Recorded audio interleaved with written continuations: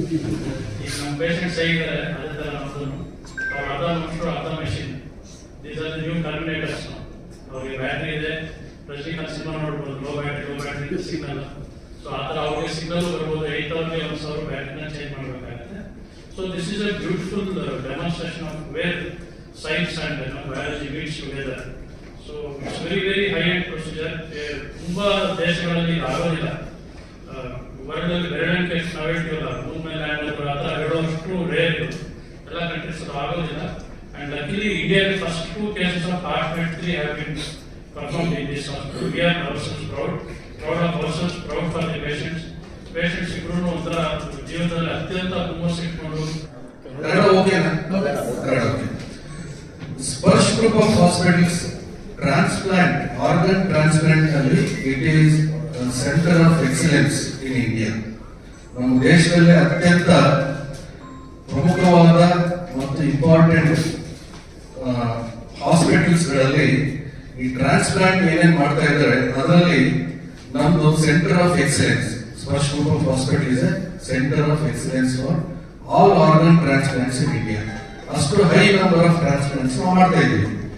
For example ಹೃದಯದ transplant ಇರ್ಬೋದು, ಹೃದಯ ಹಾರ್ಟ್ ಫೇಲ್ಯೂರ್ ಆದವರಿಗೆ ಹೃದಯದ ಟ್ರಾನ್ಸ್ಪ್ಲಾಂಟ್, ಲಂಗ್ಸ್ ಫೇಲ್ಯೂರ್ ಆದವರಿಗೆ ಶ್ವಾಸಕೋಶಗಳ ಟ್ರಾನ್ಸ್ಪ್ಲಾಂಟ್, ಕಿಡ್ನಿ ಫೇಲ್ಯೂರ್ ಆದವರಿಗೆ ಎಲ್ಲರಿಗೂ ಕಾಮನ್ ಆಗಿ ಗೊತ್ತಿದೆ ಕಿಡ್ನಿ ಟ್ರಾನ್ಸ್ಪ್ಲಾಂಟ್ ಮತ್ತು ಲಿವರ್ ಟ್ರಾನ್ಸ್ಪ್ಲಾಂಟ್. ಹೀಗೆ ಬೇರೆ ಬೇರೆ ಅಂಗಾಂಗಗಳು ವೈಫಲ್ಯವಾದಾಗ ಟ್ರಾನ್ಸ್ಪ್ಲಾಂಟ್ಗಳನ್ನ ಬಹಳ ಯಶಸ್ವಿಯಾಗಿ ಸ್ಪರ್ಶ್ ಆಸ್ಪತ್ರೆಯಲ್ಲಿ ಮಾಡ್ತಾ ಇದ್ದೇವೆ. ಅದಕ್ಕಾಗಿ ಇದಕ್ಕೆ ಸೆಂಟರ್ ಆಫ್ ಎಕ್ಸಲೆನ್ಸ್ ಅಂತ ಬಿರುದು ಬಂದಿದೆ ಸ್ಪರ್ಶ್.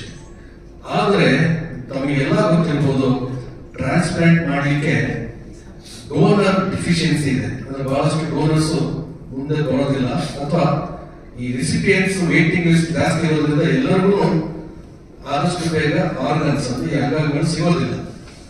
ಹಾಗಾಗಿ ಬಹಳಷ್ಟು ಜನ ವೇಟಿಂಗ್ ಲಿಸ್ಟ್ ಅಲ್ಲಿ ಇರೋರಿಗೆ ಅವ್ರ ತೊಂದರೆಗಳಿಂದ ರಿಪೀಟೆಡ್ ಆಸ್ಪತ್ರೆ ಅಡ್ಮಿಷನ್ಸ್ ಆಗ್ತಾ ಇರ್ತಾರೆ. ಇದೇ ಕಾಯುವಿಕೆನಲ್ಲಿ ಅವರು ಜೀವ ಕಳೆದುಕೊಂಡು ಹೋಗುವಂತ ಪರಿಸ್ಥಿತಿಗಳು ಬರಬಹುದು. ಆದ್ರೆ ಆಲ್ ಓವರ್ ದ ವರ್ಲ್ಡ್ ಈ ತೊಂದರೆ ಇರೋದ್ರಿಂದ ನಾವು ಆರ್ಟಿಫಿಷಿಯಲ್ ಆರ್ಗನ್ಸ್ ಡೆವಲಪ್ ಮಾಡ್ತಾ ಇದ್ದೇವೆ. ಅಂದ್ರೆ ಕೃತಕ ಅಂಗಾಂಗಗಳು, ಆರ್ಟಿಫಿಷಿಯಲ್ ಆರ್ಗನ್ಸ್ ಅಂದ್ರೆ ಆರ್ಟಿಫಿಷಿಯಲ್ ಕಿಡ್ನಿ ಆಗಿರ್ಬೋದು, ಆರ್ಟಿಫಿಷಿಯಲ್ ಲಿವರ್ ಆಗಿರ್ಬೋದು, ಆರ್ಟಿಫಿಷಿಯಲ್ ಹಾರ್ಟ್ ಆಗಿರ್ಬೋದು, ಅಥವಾ ಅದೇ ತರ ಬೇರೆ ಬೇರೆ ಆರ್ಗನ್ಸ್. ಇಂತಹ ಪೇಷಂಟ್ಸ್ ಗಳಿಗೆ ಈ ತರದ ಆರ್ಟಿಫಿಷಿಯಲ್ ಅಂಗಗಳು, ಕೃತಕವಾದ ಅಂಗಗಳು ಬಹಳಷ್ಟು ಹೆಲ್ಪ್ ಆಗ್ತದೆ.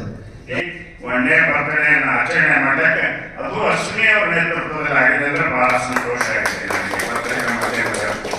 ಯಾಕಂದ್ರೆ ಇಂಥ ಅವಕಾಶ ಭಾರತ ದೇಶದಲ್ಲಿ, ಅದು ಕರ್ನಾಟಕದಲ್ಲಿ ಅಂದ್ರೆ ಆಶ್ಚರ್ಯ.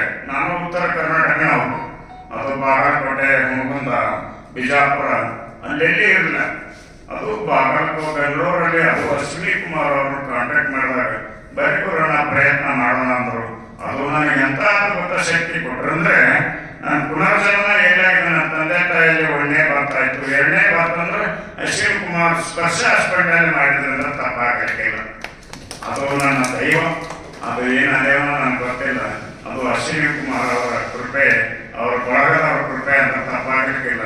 ಅದಕ್ಕೆ ಪತ್ರಿಕಾ ಮಾಧ್ಯಮದವರು ಕರ್ನಾಟಕದಲ್ಲಿ, ಭಾರತ ದೇಶದಲ್ಲಿ ಎಲ್ಲೆಲ್ಲೂ ನನಗೆ ಗೊತ್ತಿಲ್ಲ, ಆದ್ರೆ ಕರ್ನಾಟಕದಲ್ಲಿ ಅಂದ್ರೆ ಆಶ್ಚರ್ಯ. ನಾವು ಬಹಳ ನಮ್ಮಲ್ಲಿ ಉತ್ತರ ಕರ್ನಾಟಕ ಸಾಕಷ್ಟಿದೆ. ಬೀದರ್ದಿಂದ ಪಡ್ಕೊಂಡು ಬೆಂಗಳೂರವರೆಗೂ ಬಂದ್ರೆ ಅದು ಬೆಂಗಳೂರು ಅಂದ್ರೆ ಸ್ಪರ್ಶ ಹಾಸ್ಪಿಟಲ್ ಅಂತ ತಪ್ಪಾಗಲಿಕ್ಕಿಲ್ಲ. ಅದು ನನಗೆ ಒಳ್ಳೆ ಶಕ್ತಿ ಕೊಟ್ಟಿದ್ದಾರೆ. ನಾನೀಗ ಅಡ್ಡಾಡುವಂತ ಶಕ್ತಿ ಅಂದ್ರೆ ಅವ್ರು ಕೇಳಿದ್ರು ನನಗೆ ಎಷ್ಟು ಅಡ್ಡಾಡ್ತಾರೆ ಅವ್ರೆ ಅಂದ್ರೆ, ನಾನು ಒಂದು 500 ಕಿಲೋಮೀಟರ್ ನಾನು ಸ್ಟಾಪ್ ಹೋದ್ರು ತೊಂದರೆ ಇಲ್ಲ ನನಗೆ. ಎಲ್ಲ ಗುಡಿ ಗುಂಡಾರ ಎಲ್ಲ ಲಗ್ನ ಇದ್ರೆ ಅಲ್ಲಿ ಹೋಗ್ತೀನಿ, ಎಲ್ಲರಲ್ಲಿ ಹೋಗ್ತೀನಿ. ಆದ್ರೆ ಈ ಬ್ಯಾಟ್ರಿ ಹಾಕೊಂಡು ಹೋಗುವಂತ ಸನ್ನಿವೇಶ ಇದೆ. ಅದು ಏನು ಮುಂದೆ ಏನೇನು ಮಾಡ್ತಾನೋ ಗೊತ್ತಿಲ್ಲ, ಅದು ಭಗವಂತ. ಅದು ನನ್ನ ಕಾರ್ಯಕ್ರಮ, ಈ ಕಾರ್ಯಕ್ರಮ ಯಶಸ್ವಿ ಆಗಲಿ ಅಂತ ಹೇಳಿ ಶುಭ ಹಾರೈಸಿ ನಾನು ಸನ್ಮಾನ ಮಾಡಿದ್ದಕ್ಕೆ ಈ ಸ್ಪರ್ಶ ಹಾಸ್ಪಿಟಲ್ನವರ ಟೀಮಿಗೆ ಅಭಿನಂದನೆ ಸಲ್ಲಿಸ್ತೀನಿ. ಅದು ಹೆಚ್ಚಿನ ಮಟ್ಟದಲ್ಲಿ ಅಶ್ವಿನಿ ಕುಮಾರ್ ಟೀಮ್ ಅಂತ ತಪ್ಪಾಗಿ. ಅಪರೂಪದ ಶಸ್ತ್ರಚಿಕಿತ್ಸೆಯನ್ನು ಹೃದಯ ಹಾರ್ಟ್ ಫೇಲ್ಯೂರ್ ಆದವ್ರಿಗೆ ಒಂದು ಹೊಸ ಹೋಪ್ ಕೊಡುವಂಥ ಒಂದು ಆಪರೇಷನ್ನ ನಾವು ಸ್ಪರ್ಶ ಆಸ್ಪತ್ರೆಯಲ್ಲಿ ಮಾಡಿದ್ದೇವೆ. ಅದು ಕರ್ನಾಟಕದ ಪೇಷಂಟ್ಗೆ ಮೊಟ್ಟ ಮೊದಲನೇ ಬಾರಿಗೆ ಈ ಕೃತಕ ಹೃದಯವನ್ನು ಅಳವಡಿಸುವಂಥದ್ದು, ಅಂದರೆ ಲೆಫ್ಟ್ ವೆಂಟ್ರಿಕ್ಯುಲರ್ ಅಸಿಸ್ಟ್ ಡಿವೈಸ್ ಅಂತ ಏನು ಹೇಳ್ತೀವಿ. ಇದು 3ನೇ ತಲೆಮಾರಿನ ಕೃತಕ ಹೃದಯ, ಲೆಫ್ಟ್ ವೆಂಟ್ರಿಕ್ಯುಲರ್ ಕೃತಕ ಹೃದಯ ಅಥವಾ ಆರ್ಟಿಫಿಷಿಯಲ್ ಹಾರ್ಟ್ ಅಂತ ಹೇಳ್ತೇವೆ. ಅದರ ಹೆಸರು ಹಾರ್ಟ್ ಮೇಟ್ 3 ಅಂತ ಹೇಳಿ ನಮ್ಮ ಕರ್ನಾಟಕದ 2 ಪೇಷಂಟ್ಸ್ಗೂ ಇವತ್ತು ಅಳವಡಿಸ್ಬಿಟ್ಟು ನಾವು ಅವರು ತುಂಬ ಚೆನ್ನಾಗಿ ಇಂಪ್ರೂವ್ಮೆಂಟ್ ಆಗಿದ್ದಾರೆ. ಅದನ್ನು ತಮ್ಮ ಹತ್ರ ಹಂಚ್ಕೊಳ್ಳಿಕ್ಕೆ ನಾವು ತುಂಬ ಸಂತೋಷ ಪಡ್ತೇವೆ. ಅಂದರೆ ಹಾರ್ಟ್ ಫೇಲ್ಯೂರ್ ಆಗಿರುವಂಥ ಪೇಷಂಟ್ಸ್ಗೆ ಮತ್ತೆ ಮರುಜೀವ ಪಡೆಯುವಂಥ ಇಂಥ operation it is A hope of ray of hope ಅಂತ ಏನು ಹೇಳ್ತೀವಿ ಅಥವಾ ಮರುಜೀವ ಅಂತ ಹೇಳ್ತೀವಿ. ಅದು ಕೊಡುವಂಥ ಒಂದು ಫೆಸಿಲಿಟಿ ನಮ್ಮಲ್ಲಿ ಈಗ ಅವೈಲೇಬಲ್ ಇದೆ.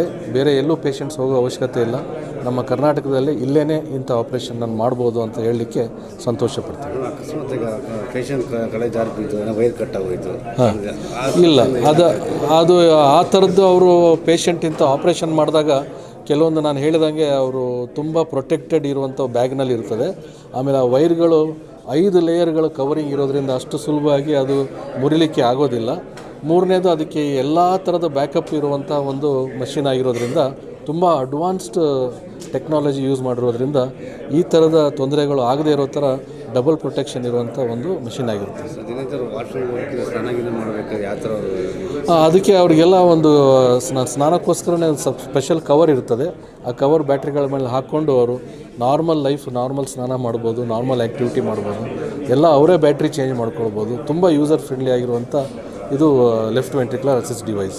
ಮಳೆಗೆಲೆ ಬಂದರೆ ಏನು ತೊಂದರೆ ಆಗೋದಿಲ್ಲ. ಏನು ತೊಂದರೆ ಕರ್ನಾಟಕದಲ್ಲಿ ಕನ್ನಡಿಗ ಪೇಷಂಟ್ಗಳಿಗೆ ಮಾಡಿದ್ದು ಮೊದಲನೇದು. ಭಾರತದಲ್ಲಿ ಮಾಡಿದ್ದಾರೆ ಬೇರೆ ಸ್ಟೇಟ್ನವರು ಮತ್ತು ಬೇರೆ ದೇಶಗಳಿಂದ ಬಂದು. ಯಾಕಂದರೆ ಇಂಥದೇ ಆಪ್ರೇಷನ್ನು ಅಮೇರಿಕಾದಲ್ಲಿ ಮಾಡಿಸ್ಕೊಳ್ಬೇಕು ಅಂದರೆ ಇದರಿಂದ 10 ಪಟ್ಟು ಜಾಸ್ತಿ ಖರ್ಚಾಗುತ್ತೆ. ಕೆಲವೊಂದು ಸರಿ ಬೇರೆ ದೇಶದಿಂದ ಇಲ್ಲಿ ಬಂದು ಪೇಷಂಟ್ಗಳು ಟ್ರೀಟ್ಮೆಂಟ್ ತೊಗೊಳ್ತಾರೆ. ಆದರೆ ಅಷ್ಟು ಸೆಕೆಂಡ್ ಜನ್ರೇಷನ್ನು ಫಸ್ಟ್ ಜನ್ರೇಷನ್ನು ಆ ಥರದ ಆಪ್ರೇಷನ್ ಆಗಿದೆ. ಬಟ್ ಥರ್ಡ್ ಜನ್ರೇಷನ್ನು ಕರ್ನಾಟಕದ ಪೇಷಂಟ್ಗೆ ಇದೇ ಮೊದಲನೇ ಬಾರಿ. ಇಂಥ ಆಪ್ರೇಷನ್ಗೆ ಇನ್ಶೂರೆನ್ಸ್ ಸೌಲಭ್ಯ ನಮ್ಮ ದೇಶದಲ್ಲಿ ಇನ್ನೂ ಬಂದಿಲ್ಲ.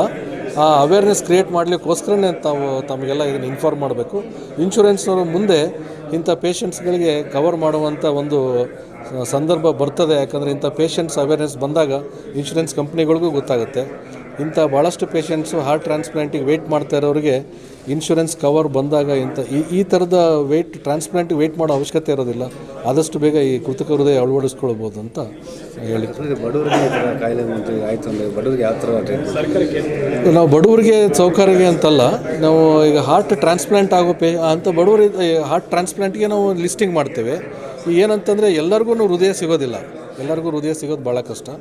ಮ್ಯಾಚಿಂಗ್ ಹೃದಯ ಸಿಕ್ಕೋರು ತುಂಬ ಲಕ್ಕಿ ಅಂತ ಹೇಳ್ಬೋದು. ಅವರಿಗೆ ಟ್ರಾನ್ಸ್ಪ್ಲಾಂಟ್ ಮಾಡಿನೂ ಅಳವಡಿಸ್ಬೋದು.